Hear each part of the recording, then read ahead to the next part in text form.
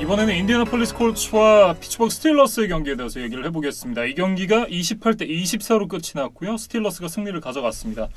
아마도 빅벤과 필립 리버스의 마지막 맞대결이 되지 않을까 싶은 그런 경기였는데, 먼저 웃은 쪽은 리버스였지만 마지막에 웃는 쪽은 빅벤이었다. 이렇게 좀 얘기를 하고 싶습니다. 이 두 선수는 드래프트 동기이자 이번 시즌에 나란히 6만 패싱 야드 클럽에 가입을 한 위대한 쿼터백들이에요. 예. 물론 리버스는 우승 반지가 없고 빅벤은 우승 반지가 있다는 차이는 있지만 두 선수 모두 훌륭하다는 점에는 이견을 달 분들은 없을 것 같습니다. 네. 일단 이제 양 팀의 전후반 경기력 차이가 굉장히 많이 났었는데, 특히나 빅벤 같은 경우에는 전반, 후반 성적이 굉장히 극명하게 갈렸습니다. 그러니까 전반에는 콜츠가 21대 7로 앞섰거든요. 예. 그런데 이제 그 7점도 피츠버그가 펌블 리커버리를 하면서 이제 상대 레드존 근처에서 드라이브를 시작했고, 제임스 코너가 이제 러싱 터치다운을 기록하면서 7점을 냈으니까 빅벤이 직접 만들어낸 점수는 거의 없었다고 봐야겠어요. 네. 패싱 성적만 봐도 20번의 패스 시도 11번의 성공, 그리고 98야드밖에 기록하지 못했으니까 전반은 굉장히 부진했다. 최근 하락세에 빠져있던 빅벤의 모습 그대로였다. 이렇게 좀 얘기를 할 수 있을 것 같고요. 그리고 현지 중계에서도 이제 지적을 했던 부분인데, 이 쿼터 막판에 이제 피츠버그의 시간 운영도 좀 아쉬웠다는 생각이에요. 그러니까 이 쿼터 1분여를 남기고 콜츠가 자기 진영 10야드 부근에서 서드 앤 18으로 몰려 있었거든요. 네. 그러면 이제 피츠버그가 수비를 하고 있는 상황이기는 하지만 적극적으로 타임아웃을 써서 시간을 멈춘 다음에 이 서드 다운을 막고 펀트로 이제 공격권을 돌려받으면 하프라인 부근에서 공격을 시작할 가능성이 높단 말이에요. 그러면 이제 여기서 좀 빠르게 공격을 하고 또 타임아웃을 추가적으로 쓰면서 이제 최소한 필드골 레인지에라도 좀 들어가는 걸 목표로 이렇게 좀 적극적인 경기 운영을 했었어야 되는데, 네. 콜츠가 시간을 끄는 동안에 피츠버그는 그냥 보고만 있었단 말이에요. 그러면서 결국 펀트로 공을 돌려받았고 상대 진영 20야드 지점까지 전진했지만 결국 시간 부족으로 필드골을 차지를 못했습니다. 예. 그래서 피츠버그가 결과적으로 이날 경기 승리를 하기는 했지만 이 전반 막판 이 시간 운영은 한번 좀 돌이켜봐야 될 것 같아요. 예. 그리고 이제 후반으로 건너와서 후반전에 빅벤의 경기력이 달라지니까 스틸러스의 경기력 자체도 완전히 달라졌습니다. 후반에 일단 빅벤의 성적을 보면 29번의 패스 시도 중에 23번의 패스 성공, 244야드와 함께 3개의 터치다운을 기록을 했거든요. 우리가 알던 빅벤의 모습이 이 후반전의 모습이 아니었나.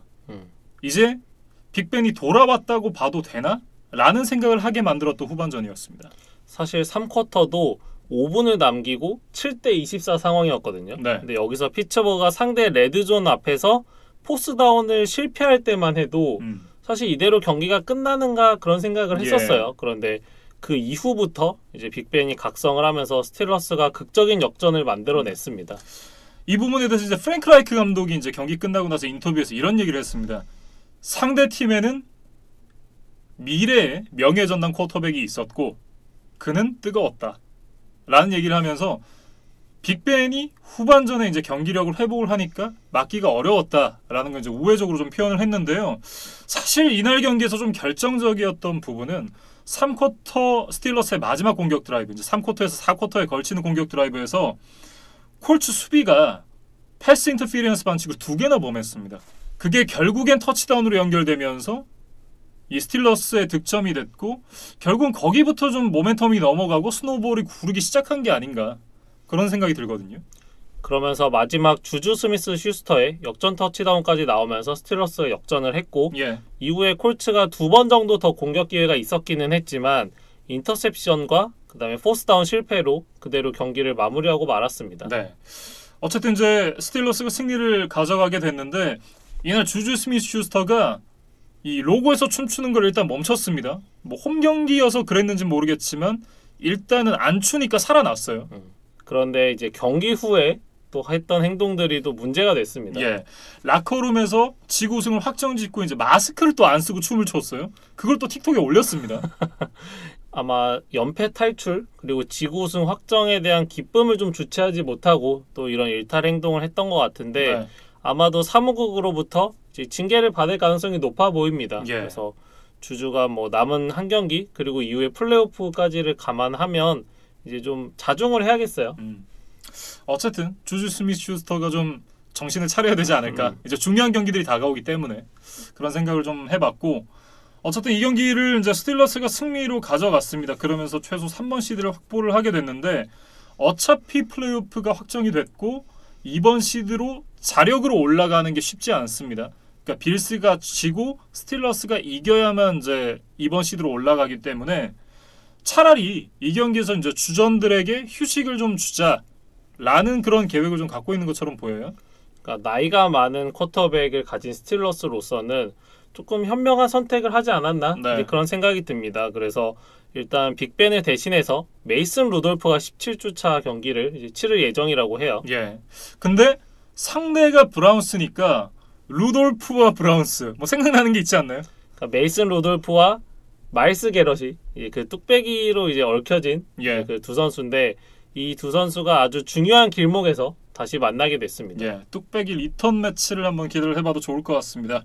그리고 이제 콜츠 얘기로 좀 넘어가면 일단 콜츠가 중요한 경기에서 크게 앞서고 있다가 수비가 와장창 무너지면서 결국은 이제 8번 시드까지 내려앉았습니다. 그러면서 이제 플레이오프 자력 진출은 좀 어려워졌고 다음 주에 이제 잭슨빌과의 경기를 앞두고 있는데 이 경기를 무조건 이기고 다른 팀들이 패배를 하기를 좀 기다려야 되는 그런 상황이 됐어요. 그러니까 10승 5패씩이나 거뒀는데 네. 이게 자력으로 플레이오프 진출을 확정을 못 짓는다. 이게 참 좀 아이러니한 상황입니다. 그래서 일단 다음 주 얘기를 먼저 해보면 예. 리그 최약체 잭슨빌을 만나기 때문에 예. 이제 콜츠의 승리에 의심을 가지지 않는 분들도 계실 것 같은데 예. 그래도 약간 함정 요소가 이제 몇 가지 있습니다. 예. 그거에 대해서 좀 말씀을 드리면 일단 1주차에 콜츠와 잭슨빌의 시즌 1차전에서 콜츠가 패배를 한 기록이 있어요. 그리고 16주차에 잭슨빌이 드래프트 1픽을 생각보다 조기에 확정을 지었잖아요. 그러다 보니까 오히려 뭐 누군가의 눈치를 보지 않고 이제 온전히 경기 승패에 집중해서 나올 수 있는 잭슨빌의 이제 환경이 좀 만들어졌단 말이에요. 예. 그래서 그런 점들을 좀 감안하면 콜츠가 뭐 방심해서는 안 된다. 그 얘기는 좀 드리겠습니다. 네. 그리고 이제 콜츠 같은 경우는 이 경기에서 일단 양쪽 태클들의 부재가 좀 뼈아프지 않았나 그런 생각을 좀 해봤습니다. 그러니까 카스톤조 레프트 태클이 일단 부상으로 나오질 못했고 네. 라이트 태클도 이제 코로나 리저브 리스트에 올라가면서 나오질 못했거든요. 그러면서 백업 선수들이 나왔지만 역부족이었고 결국 리버스가 전반전 펌블을 허용하는 장면을 포함해서 5번의 색을 당했기 때문에 예. 좀 경기를 풀어가는데 좀 어려움이 있었습니다. 네. 그런데 이제 콜츠는 지금 주전 태클들 말고도 백업 역할을 해줄 수 있는 르레이븐 클락이나 윌 홀든 같은 선수들도 이미 부상을 당했어요. 그래서 현재 로스터에서 태클로 뛸 수 있는 선수가 체즈 그린 네. 그리고 이제 프랙티스 스쿼드에 있는 자마커스 웹이라는 선수뿐이라고 합니다. 그래서 물론 질적으로도 문제지만 절대적인 양으로도 이제 부족한 게 콜츠의 현 주소고 네. 그래서 지금 FA로 풀려 있는 제러드 벨디어라는 이제 태클과 좀 계약을 추진 중이라고 해요. 그래서 예. 콜츠가 그 정도로 좀 다급한 상황입니다. 사실 이제 콜츠라고 하면 강력한 오라인을 자랑하는 그런 팀이었는데 지금 어쨌든 주전 쿼터백을 제대로 지켜주지 못하고 있다. 이 부분 역시도 굉장히 패배에 큰 영향을 끼쳤기 때문에 한 경기 한 경기가 중요한 콜츠로서는 역시나 굉장히 뼈아픈 결장이 될 것 같다. 이런 생각이 듭니다. 그래서 이 두 선수가 17주 차에 나올 수 있느냐 예. 이것이 가장 키포인트가 될 것 같고 콜츠는 지금 11승 5패를 거두고도 플레이오프에서 탈락할 수 있는 그런 상황이기 때문에 예. 한 시즌 잘 치러온 이제 콜츠 팬들 프랭크 라이크 감독, 필립 리버스 모두 좀 속이 탈 것 같습니다. 네, 과연 이제 콜츠가 이 벼랑 끝에서 살아나서 플레이오프 진출을 할 수 있을지도 한번 확인을 해보면 좋을 것 같습니다. 이렇게 콜츠와 스틸러스의 경기에 대해서 얘기를 해봤고요. 다음은 애틀랜타 펠컨스와 캔자스시티 칩스의 경기에 대해서 얘기를 해보겠습니다. 이 경기는 17대 14로 이제 캔자스시티 칩스가 승리를 가져갔는데 칩스가 이 경기를 승리로 가져가면서 14승 1패를 기록하게 됐고요. AFC 1번 시드 확정과 함께 퍼스트 라운드 바이를 얻었습니다. 그러면서 칩스가 14승을 거둔 거는 예. 정규리그에서는 최초로 있었던 일이라고 해요. 예.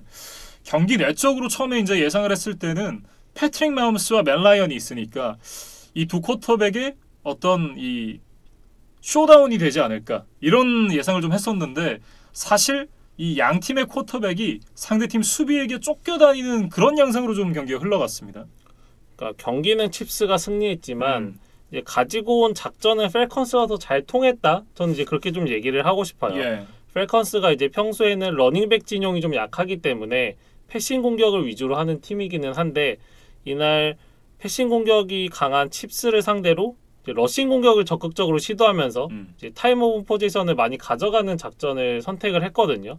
근데 이게 생각보다 잘 통하면서 이제 마홈스가 조금 꼬였던 것 같습니다. 예. 뭐 어쨌든 그럼에도 마홈스는 마홈스였다라고 얘기를 해야 될 것 같은 것이 칩스가 이제 이 쿼터에 세미 와킨스를 이용한 트릭 플레이를 하다가 인터셉션을 당했잖아요. 그러면서 전반전에 셧아웃을 당하는 위기에 빠져 있었는데 결국 이제 마지막 2미닛 드라이브에 패트릭 마홈스가 트래비스 켈시에게 패스를 연결하면서 터치다운을 만들었고 7대7 동점으로 전반전을 끝낼 수 있었습니다. 그리고 후반전에도 14대10으로 쫓아가고 있는 상황이었는데 결국 타임 클락이 2미닛 아래로 떨어지자마자 또 역전 터치다운을 만들어냈거든요.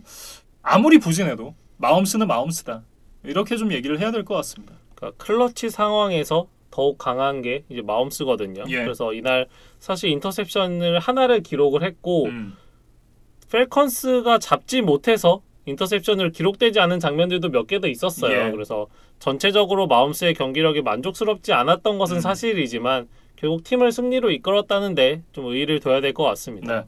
그리고 역시나 이제 칩스 하면 빼놓을 수 없는 존재가 트래비스 켈시인데 트래비스 켈시가 이날도 98야드에 하나의 터치다운을 기록하면서 또 새로운 기록을 세웠습니다.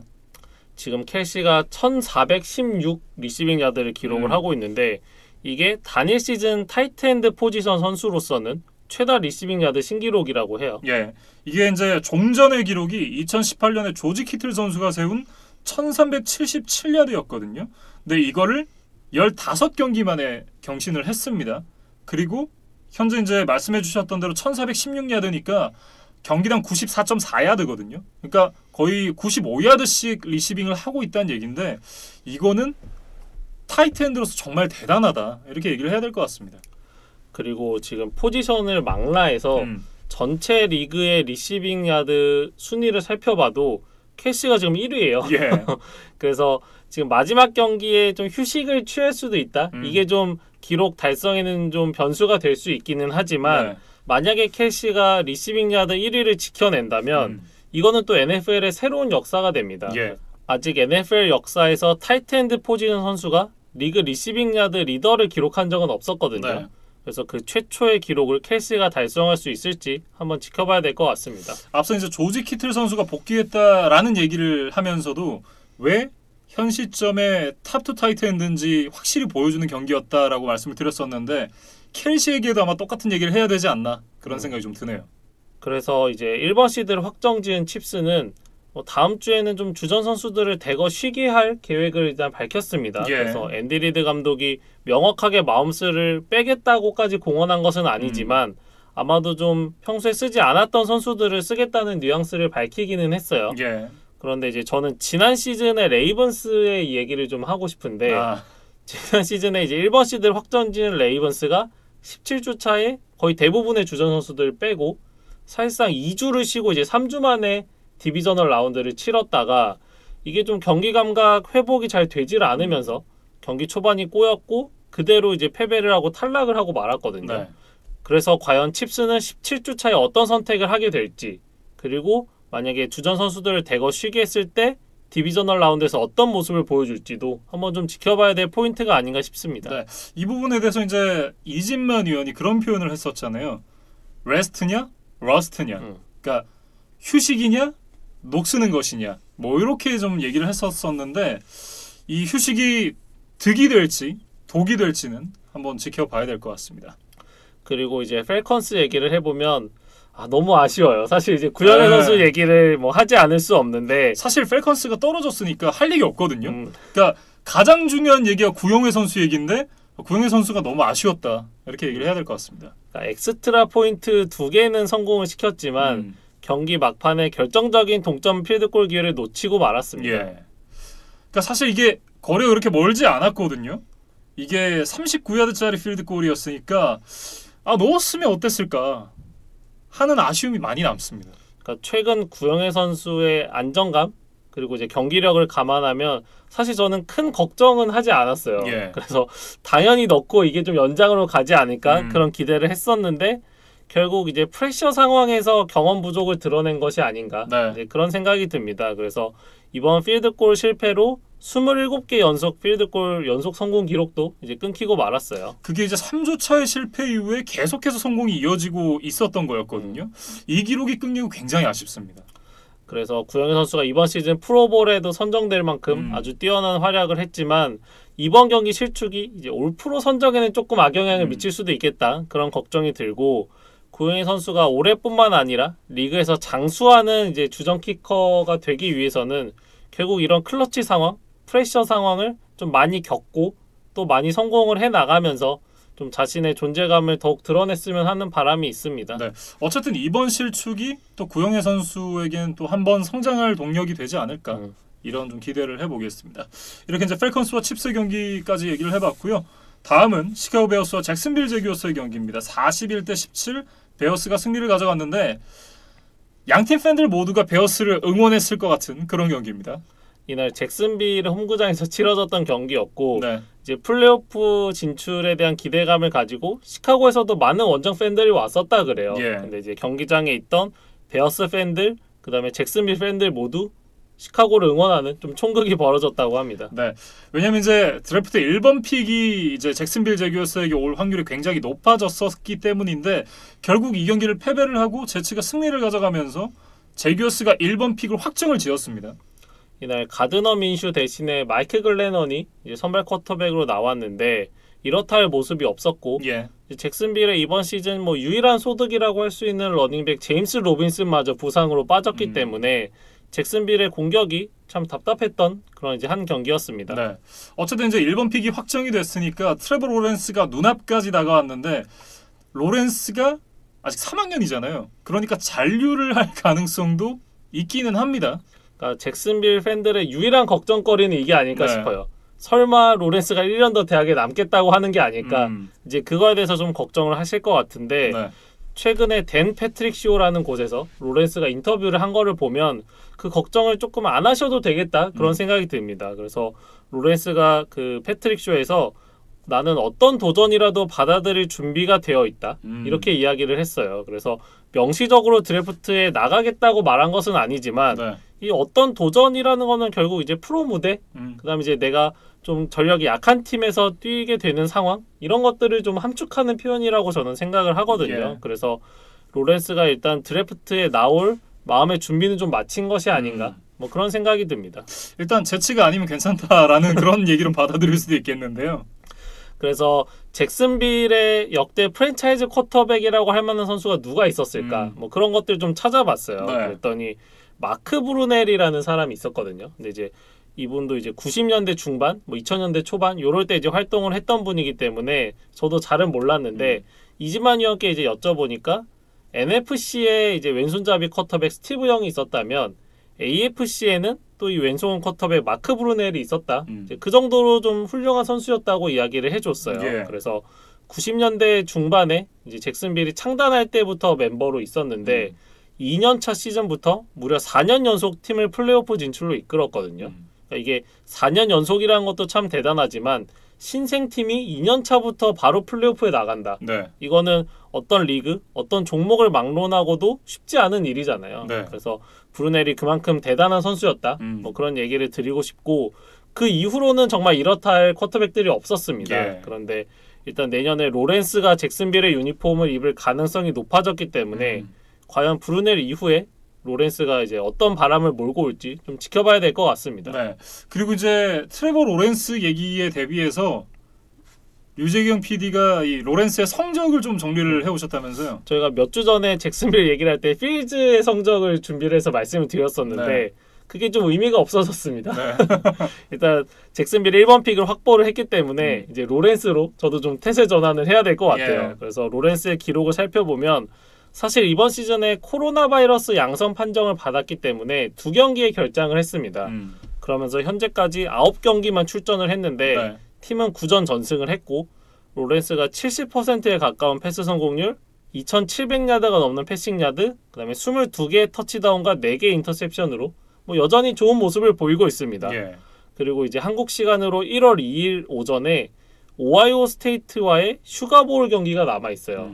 근데 이 경기가 왜 또 의미가 있냐면 로렌스와 필즈의 맞대결이기 때문입니다. 그렇지. 그래서 뭐 대학 풋볼을 평소에 보시지 않은 분들이라도 이 경기는 한번 관심 있게 지켜보시면 좋을 것 같아요. 네, 저도 굉장히 관심 있게 지켜볼 예정이고요. 그리고 이제 베어스 얘기로 좀 넘어가 보면 베어스가 처음에 5승 1패로 시즌을 출발했다가 6연패를 당했습니다. 그리고 최근에 3연승을 달리면서 다시금 반등에 성공했고 이제 7번 시드로 올라오면서 플레이오프 진출을 눈앞에 두고 있는 상황인데 이날 경기에서 일단 미첼 트루비스키가 제 역할을 또 해줬습니다. 그리고 이날 사실 굉장히 좋았던 건 역시나 몽고메리였다 이렇게 얘기를 해야 될 것 같아요.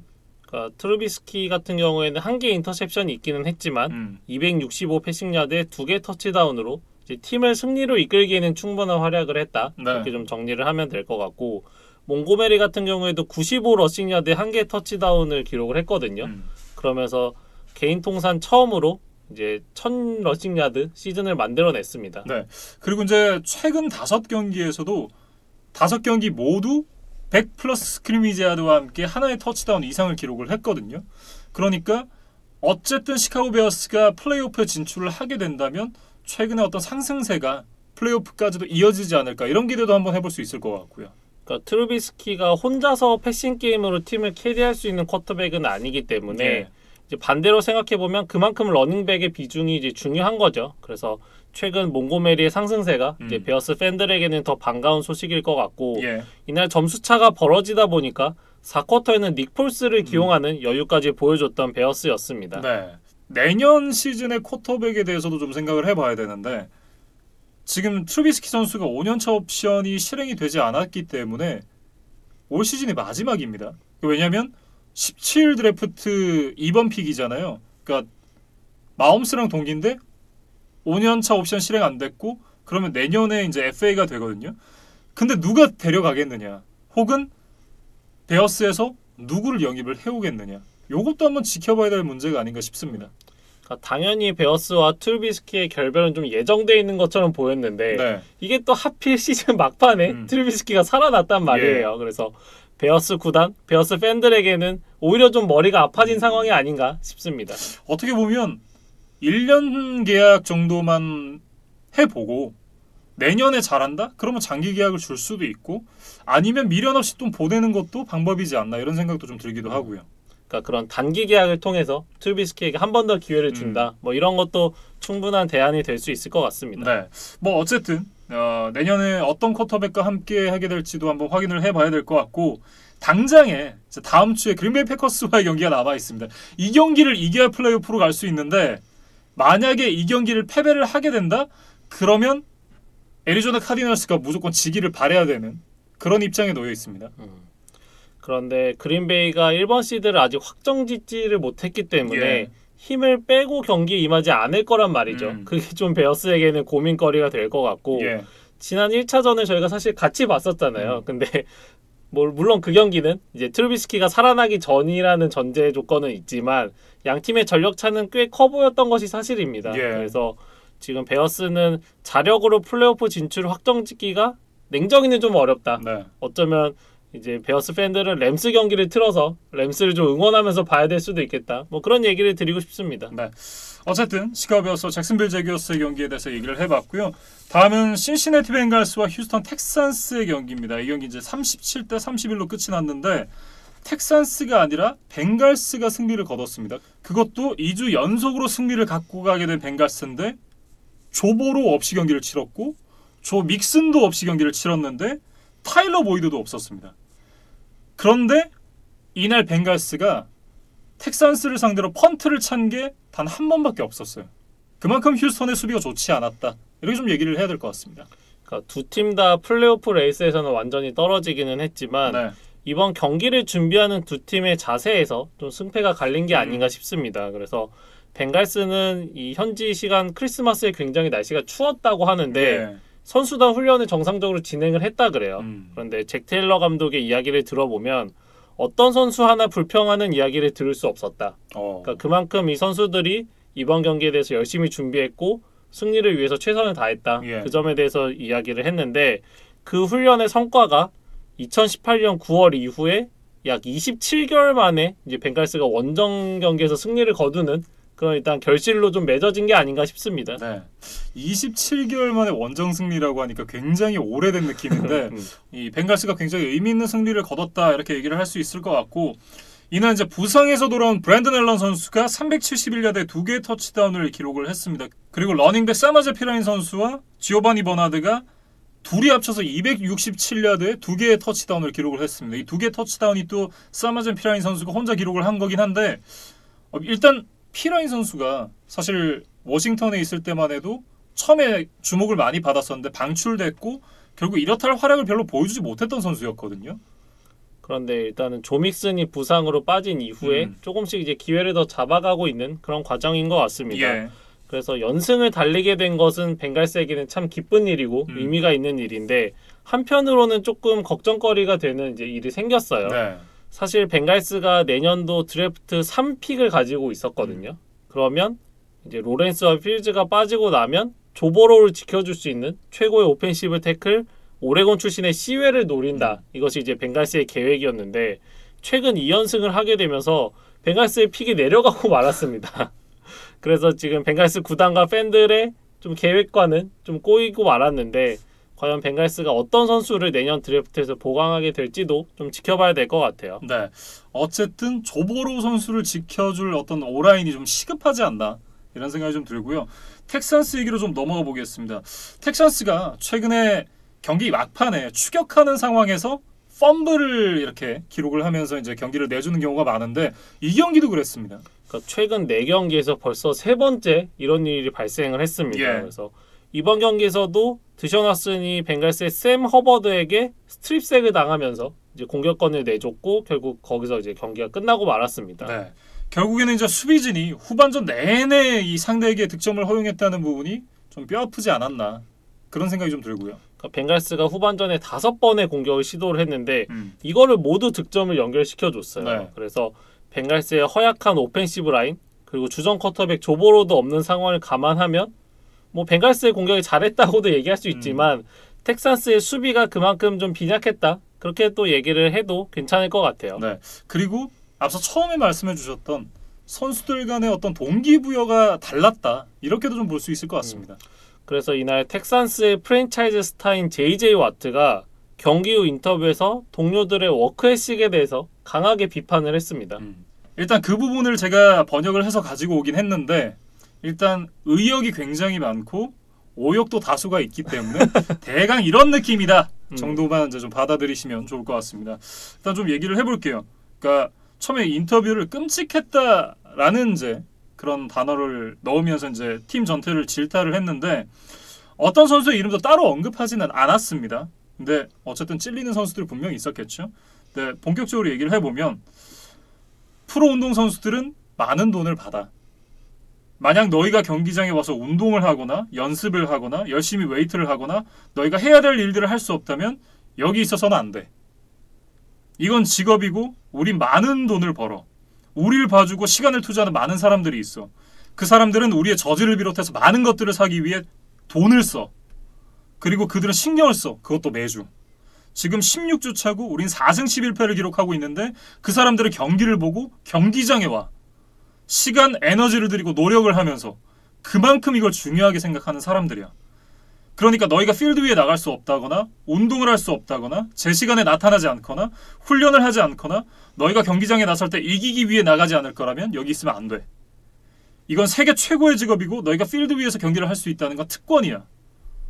심지어 17주 차인데 너희가 쓰레기에다 4승 11패를 기록하고 있어도 너희가 나가서 뛰는 걸 중요하게 생각하지 않고 너희가 가진 걸 모두 쏟아붓지 않고 최선을 다하지 않는다는 건 말이 안 돼. 트위터에는 여전히 너희에게 메시지를 보내면서 응원을 하는 사람들이 있어. 그들은 아무 이유 없이 너희를 응원을 해. 우리가 아무리 썩은 경기력을 보여도. 그래도 그 사람들 이 팀을 걱정해. 이기길 원하고 너희가 좋은 모습을 보이길 바래. 저 사람들은 돈을 받는 것도 아니야. 돈을 후하게 받는 건 우리지. 그게 내가 가장 미안한 사람들이야. 우리 팬들. 그리고 이 도시에서 우리를 걱정하는 많은 사람들. 텍산스를 사랑하는, 텍산스가 훌륭한 팀이 되기를 진정으로 원하는 사람들. 그리고 우리 훌륭하지 않지. 선수로서 가장 역 같은 게 뭔지 알아? 그 사람들이 받아야 될 걸 우리가 해주지 못한다는 걸 우리가 아는 거. 그게 제일 역 같아. 라고 굉장히 강하게 성토를 했습니다. 그러니까 영상을 보시면 JJ 와트가 물론 이런 워딩뿐만 아니라 굉장히 여러 가지 제스처나 표정을 통해서도 이제 자신의 좀 격정적인 감정을 이제 그대로 드러내는 이제 모습을 보여줬어요. 예, 사실 이제 JJ 와트 선수가 지역 어떤 커뮤니티에 굉장히 애착이 많은 선수거든요. 예전 이제 허리케인 하비가 왔을 때만 해도 이 선수가 이제 성금을 모금을 하면서 지역 사회에 많은 돈을 이제 기부를 했고 그러면서 이제 월터 페이튼상도 수상한 바가 있었잖아요. JJ 와트는 뭐 좋은 선수이기 전에 훌륭한 사람이라는 네. 생각이 좀 들어요. 그래서 휴스턴 지역 사회에서도 굉장한 영향력을 가지고 있는 인물이고 또 지역에 있는 팬들이 자신들에 대해서 얼마나 많은 애정과 관심을 가지고 있는지 가장 잘 알고 있는 그런 선수입니다.